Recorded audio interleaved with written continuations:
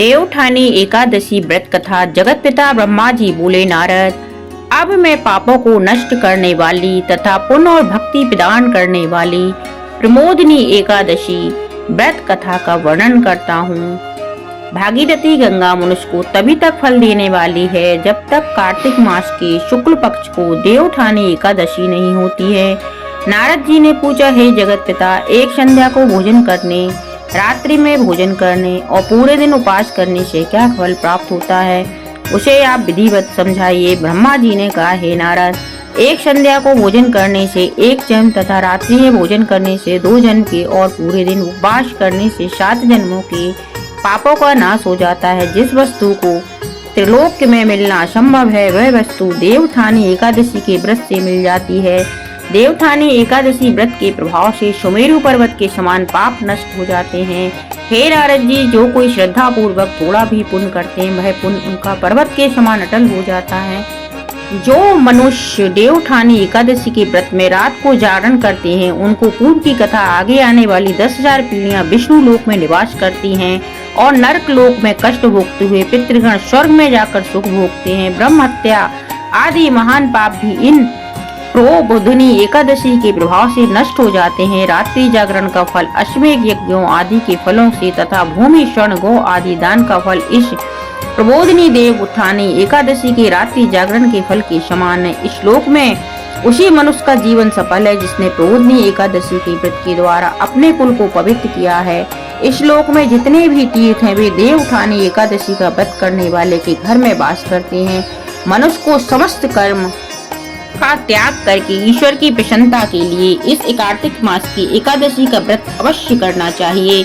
इसके व्रत के प्रभाव से मनुष्य पुनः जन्म नहीं लेता है तथा कार्तिक वाचिक मानसिक पापों का नाश हो जाता है। इस दिन जो दान, जप, होम, यज्ञ आदि भगवान की प्राप्ति के लिए किया जाता है उसका पुण्य अक्षय होता है। प्रबोधिनी एकादशी के दिन जागरण करने का फल सूर्य चंद्र के ग्रहण में गंगा स्नान करने के फल से सहस्त्र गुना है। जो पुण्य मनुष्य जन्म से लेकर करते हैं वह समस्त पुण्य इस प्रबोधिनी एकादशी के व्रत के आगे व्यर्थ हैं और जो मनुष्य एकादशी का व्रत नहीं करते उनको भी समस्त पुण्य व्यर्थ हैं। अतः हे नारद, तुम्हें भी विधि पूर्वक भगवान विष्णु की पूजा करनी चाहिए। जो कोई मनुष्य कार्तिक मास में धर्म परायण होकर अन्य व्यक्ति का अन्न नहीं खाते उनको चंद्रायण व्रत का फल प्राप्त होता है। कार्तिक मास में जो मनुष्य भागवत कथा को थोड़ा सा अधिक सुनते हैं तथा सुनाते हैं उनको 100 गौओं के दान के फल का प्राप्त होता है। जो लोग प्रबोधिनी एकादशी के दिन कथा सुनते हैं उन्हें 7 दीपों के दान का फल प्राप्त होता है तथा वे उत्तम लोगों को प्राप्त होते हैं। इतनी के सुनकर नारद जी ने पूछा, हे जगत पिता, अब आप एकादशी के व्रत का विधान कहिए। ब्रह्मा जी ने कहा, हे नारद जी, एकादशी के दिन मनुष्य को ब्रह्म मुहूर्त में उठना चाहिए और नदी, तालाब, कुआं आदि पर स्नान करके व्रत का नियम लेना चाहिए।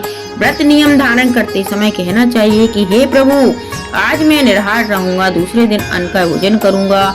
हे जगदीश्वर, आप मेरी रक्षा करो। इस प्रकार प्रभु की विनय करने के पश्चात ही पूजा करके व्रत को प्रारंभ करके रात्रि जागरण करना चाहिए और भजन कीर्तन करते हुए गाकर भगवान की संपूर्ण रात्रि व्यतीत करनी चाहिए। एकादशी के दिन कंजूसी को त्याग कर पुष्प, फल, धूप तथा अगर से भगवान विष्णु की पूजा करनी चाहिए। शंख के जल से श्री विष्णु को अर्घ्य देना चाहिए। जो कोई मनुष्य भगवान की पूजा अगस्त पुष्प से करते हैं उनके सन्मुख इंद्र देव भी हाथ जोड़ उपस्थित खड़े रहते हैं। जो मनुष्य कार्तिक मास में बिल्व पत्र से श्री हरि की पूजा करते हैं उन्हें अंत समय पर मुक्ति प्राप्त होती है।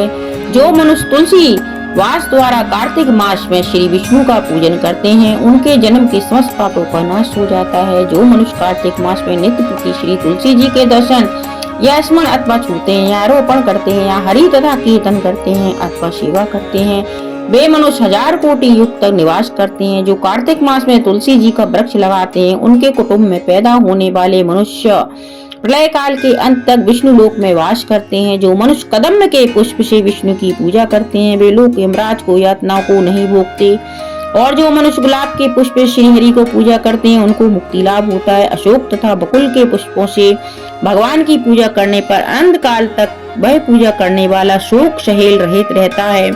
सफेद और माल कनेर से विष्णु भगवान की पूजा करने पर विष्णु सदा प्रसन्न रहते हैं। जो मनुष्य कार्तिक मास से भगवान विष्णु की पूजा पूर्वादल से करते हैं वे उस पूजा के फल से भी 100 गुना फल प्राप्त करते हैं।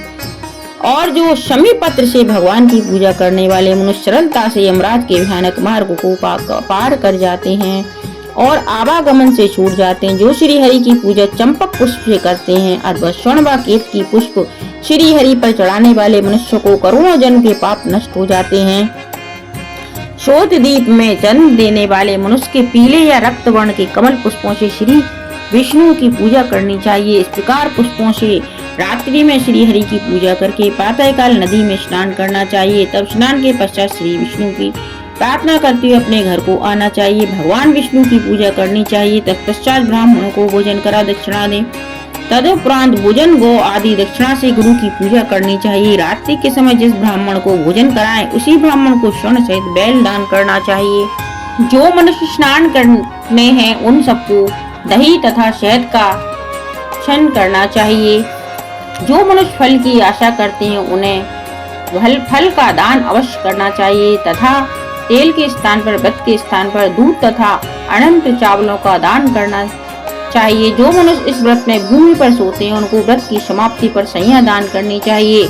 और इस व्रत में मौन धारण करने वाले को स्वर्ण सहित तिलों का दान करना चाहिए। जो बालों को धारण करने वाले उन्हें दर्पण का दान करना चाहिए तथा मनुष्य इस व्रत में कार्तिक मास में उपानय धारण नहीं करते हैं उन्हें उपानय का दान करना चाहिए तथा नमक त्यागने वाले को शक्कर का दान करना चाहिए। जो मनुष्य देव मंदिर में नित्य प्रति दीप जलाते हैं उनको ताम्र या स्वर्ण के दीपक से में घी बत्ती डालकर दान करना चाहिए। जिस मनुष्य ने चतुर्मास व्रत में जिस वस्तु को त्याग दिया हो उसे दान कर फिर उस वस्तु का सेवन करना चाहिए। जो मनुष्य देवठानी एकादशी के दिन विधि पूर्वक श्रद्धा और भक्ति के साथ व्रत करते हैं उन्हें अनंत सुख मिलता है और वे लोग स्वर्ग को प्राप्त होते हैं। इस दिन कांचड़े का सागर लिया जाता है। बोलो देवठानी एकादशी माता की जय।